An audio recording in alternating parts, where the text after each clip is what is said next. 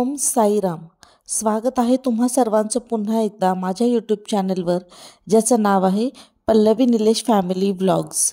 आजच्या व्हिडिओमध्ये आपण पाहणार आहोत रोजच्या जेवणाची चव वाढवण्यासाठी काही किचन टिप्स।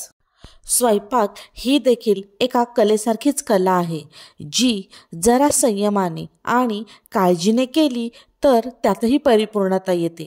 तुम्हीही स्वयंपाकात नवीन असाल आणि थोडी मदत शोधत असाल तर आम्हाला खात्री आहे की या टिप्स तुम्हाला नक्की उपयोगी पडतील।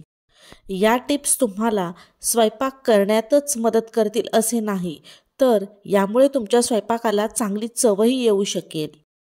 गाईचे दूध फाटल्यानंतर त्यातून निघालेले पाणी टाकून देऊ नका।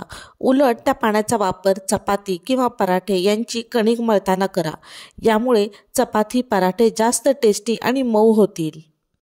भज्यांचे पीठ बनवताना त्यात थोडे तांदळाचे पीठ टाका। यामुळे भजी अधिक कुरकुरीत होतील। जुना किंवा शिळा ब्रेड बारीक करून हवाबंद डब्यात ठेवा। नंतर त्याचा उपयोग कटलेट किंवा कबाब बनवण्यासाठी करता येईल। यामुळे कबाब तुटणार नाहीत आणि स्वादिष्ट देखील बनतील। कोणताही गोड पदार्थ बनवताना त्यात चिमूटभर मीठ टाका, चव आणखी छान होईल। भात शिजवताना त्या पाण्यात 1 चमचा तूप आणि लिंबाच्या रसाचे काही थेंब टाका। यामुळे तांदूळ फुलून पूर्ण पांढरा होईल। कोणत्याही ग्रेव्हीची चव वाढवण्यासाठी कांदे तळताना अर्धा चमचा साखर घाला। साखर कॅरमलाइज होईल आणि ग्रेव्हीला चांगला रंग आणि चव देईल। पुरी लाटून घ्या आणि तळण्यापूर्वी 10 मिनिटे फ्रीजमध्ये ठेवा, जेणेकरून तळताना जास्त तेल शोषून घेणार नाही। हलव्यासाठी रवा भाजताना त्यात अर्धा चमचा बेसन टाका। हलव्याची चव दुप्पट होईल। परफेक्ट फ्रेंच फ्राईज करण्यासाठी बटाटे कापून घ्या आणि पाण्यात 2 ते 3 मिनिटे उकळा। त्यांना पाण्यातून काढून किचन रुमाल किंवा टिश्यू पेपरवर पसरवा, जेणेकरून त्याचे सर्व पाणी सुकून जाईल। आता ते काप कॉर्नफ्लॉवरमध्ये मिक्स करा आणि झिप लॉक बॅग किंवा एअरटाईट कंटेनरमध्ये बंद करून फ्रीझरमध्ये ठेवा। गरज पडल्यास बाहेर काढून लगेच तळून घ्या। जर भेंडी प्रत्येक वेळी चिकट होत असेल तर ती शिजवताना त्यात काही थेंब लिंबाचा रस टाका, त्याचा चिकटपणा निघून जाईल। या व्यतिरिक्त तुम्ही भेंडी शिजवताना 1 चमचा भाजलेले बेसन देखील त्यात घालू शकता। यामुळे चिकटपणा दूर होईल आणि भेंडी देखील कुरकुरीत होईल।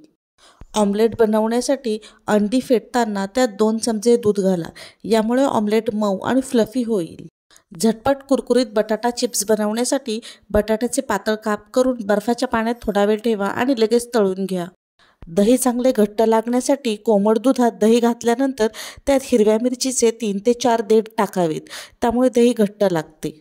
लसूण सोलणे हे सर्वात अवघड काम समजले जाते, मात्र लसूण पटकन सोलण्यासाठी ते 1 मिनिट ओव्हनमध्ये गरम करा। त्यानंतर एका घट्ट झाकणाच्या डब्यात घालून जोरात हलवा, त्यामुळे लसणाच्या पाकळ्या निघून जातील। जर घरात एक्सपायरी झालेले टोमॅटो केचप असेल तर ते तांब्याच्या किंवा पितळेच्या भांड्यांना लावून ठेवा, त्यामुळे ते चकाकतील। भजी किंवा पुऱ्या तळल्यानंतर तेल काळे होते, ते पुन्हा वापरता येत नाही। अशा वेळी थोडा शिजलेला भात त्या गरम तेलात घालावा, त्यामुळे तेलाचे काळे कण भाताला चिकटतात आणि तेल स्वच्छ होते। छोले भटुरे करतेवेळी भटुरेचे पीठ मळताना मैद्यात थोडा उकडलेला बटाटा कुस्करून टाकावा, त्यामुळे भटुरे छान फुगतात आणि मऊ राहतात। पावसाळ्यात अनेकदा मिठाला पाणी सुटते, यावेळी मिठाच्या बरणीत थोडेसे तांदूळ टाकावे, यामुळे मीठ मोकळे राहते। काजू, बदाम, अक्रोड भाजून थंड करून हवाबंद बरणीत ठेवा, त्यामुळे ते खवट होणार नाही, तसेच ते कडक राहतील। शेंगदाणे ओव्हनमध्ये छान भाजले जातात। एका विशिष्ट तापमानावर शेंगदाणे भाजा, त्यामुळे चांगली चव येते। हा व्हिडिओ जर तुम्हाला हेल्पफुल वाटला असेल तर पल्लवी निलेश फॅमिली व्लॉग्स या चॅनलला लाईक, कमेंट आणि नक्की सबस्क्राईब करा। थँक्यू। Bye bye.